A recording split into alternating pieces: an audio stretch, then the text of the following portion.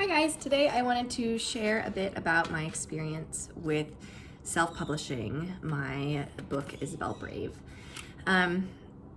So I had to do a lot of research because obviously this is not something that I've ever done. It was not something that was in my wheelhouse. And so I really got to digging on the internet and watching videos like this one, which is why I wanted to put this out so that hopefully it can help someone make their life a little bit easier. So basically the collective consensus that I found was that publishing through Ingramspark and Amazon KDP both were the best approach, because Amazon will print your paperback and they will release your ebook. But if you want a hardcover version, which with a kid's book, that's pretty important, paperbacks just don't hold up in a household with kids very well. So the durability was absolutely worth it to figure out how to format for both content platforms. So Ingramspark has a little bit different trim sizes available. That's one of the things that you definitely want to consider when you're looking at making your first book, is what size, and also like what size is normal for the kinds of books that you're releasing. So I did an 8.5 by 8.5 in my paperback, and I did an 8 by 8 in my hardcover. The reason that I went smaller with my hardcover was for no reason other than that I actually wish that the book was smaller in general. I wish that like 6 by 6 was a normal trim size, but it isn't. So I just went with the closest option, and I knew I wanted square because I just like that form factor. And I knew that the art that I had created tended to fit within that square layout.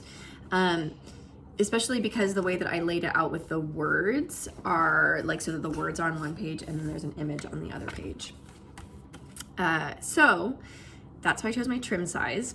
When it got down to formatting, that was a whole thing, you guys. That was the hardest thing. Like, I am a natural artist and creator, writer, and so making the book was not hard. Like coming up with the idea and like doing the art, I have the skills for that.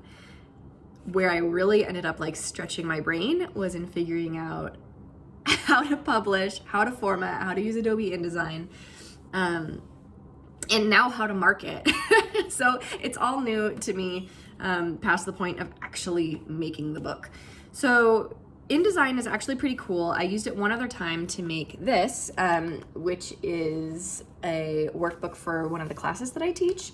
And the first thing that I made was, it was so hard. You guys, it was so hard. I suggest watching a lot of video tutorials if InDesign is something that you decide to use. It turned out good, but it took a lot. So once I had that under my belt, I actually had an easier time going in this time, and I was able to again find YouTube videos and blogs and instructions that were really useful in like figuring out exactly how to set the formatting, because you have to pay attention to things like the bleed of the page. So that's basically like how far up does it go. If you don't have a bleed but your images go all the way to the top, you'll end up with a white line. So figuring out how big that needs to be for the content that you're uploading. So not just for your personal use, but also like what are the requirements for Amazon to publish your book. So they have like lists of what the requirements are. And I was able to figure out how to adjust my document creation settings in order to make everything the right size. Then there was like the actual formatting of uploading and making sure making sure that your transparencies are flattened, all of that, which is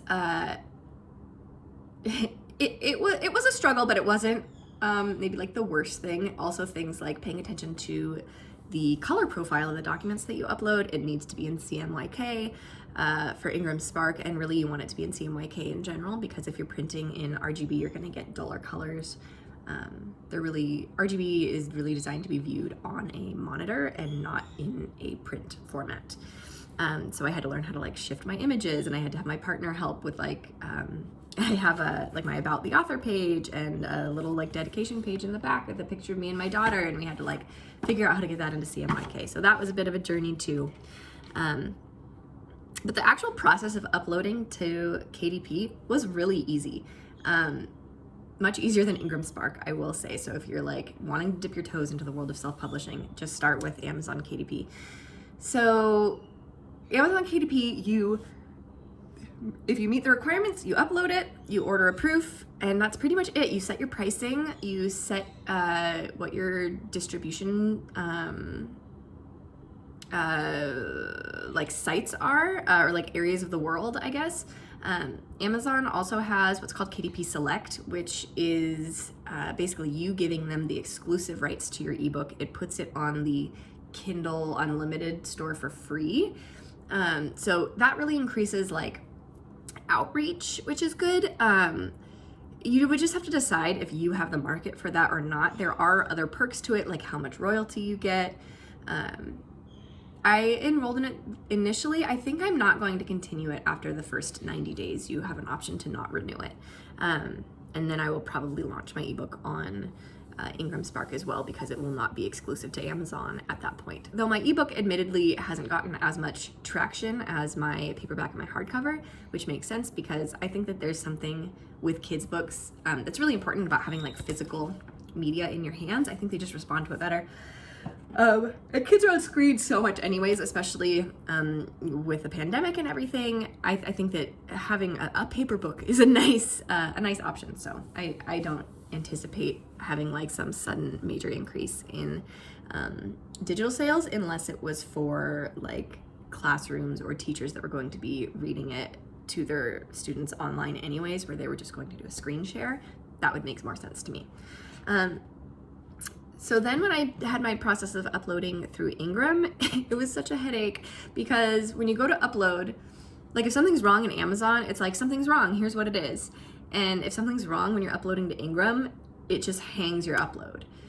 And it doesn't tell you anything, and it doesn't actually stop uploading, it just doesn't continue uploading. And so you are just sort of at the whim of like trying to kind of figure out like where it got stuck or what it could have possibly gotten stuck on.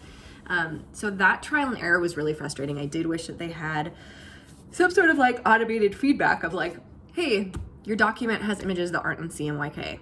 That would have been very helpful instead of just having to guess that that's what was going on. So figuring out like the export settings in order to get it to upload properly was, I would say, overall the biggest hurdle with creating this book in general. So once I had everything uploaded, I actually, when I uploaded to Amazon, I didn't realize that it was just gonna like go live.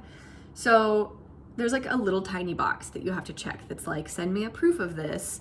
And I didn't do that. And so literally like my book was like suddenly up on Amazon. I had never seen it in print. I had no idea if it was like okay.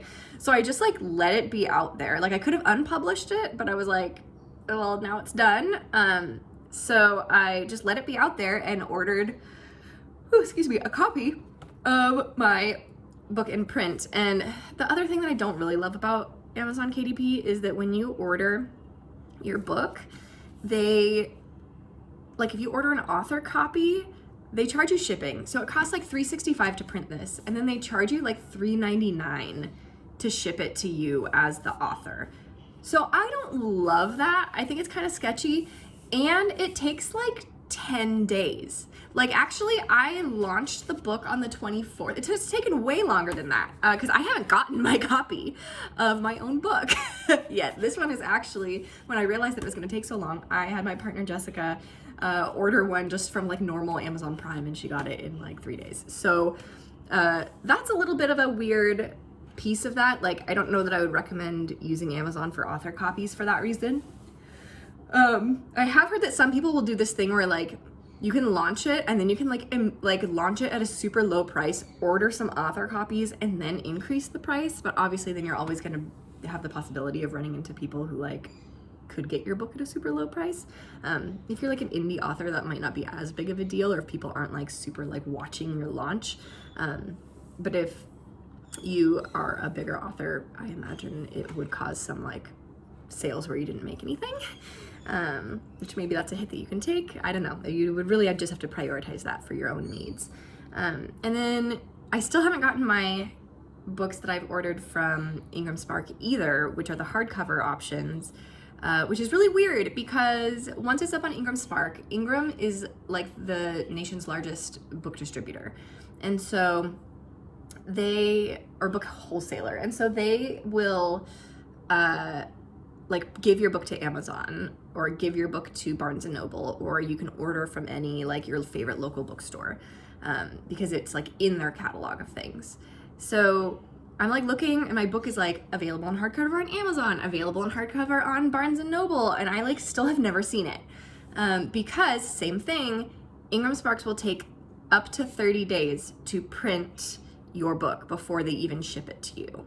So again, for ordering author copies, you really need to plan ahead. So I only ordered like 25 author copies because at the time I was like, I don't know how popular this is going to be. I might be like making this book for my 5 best friends.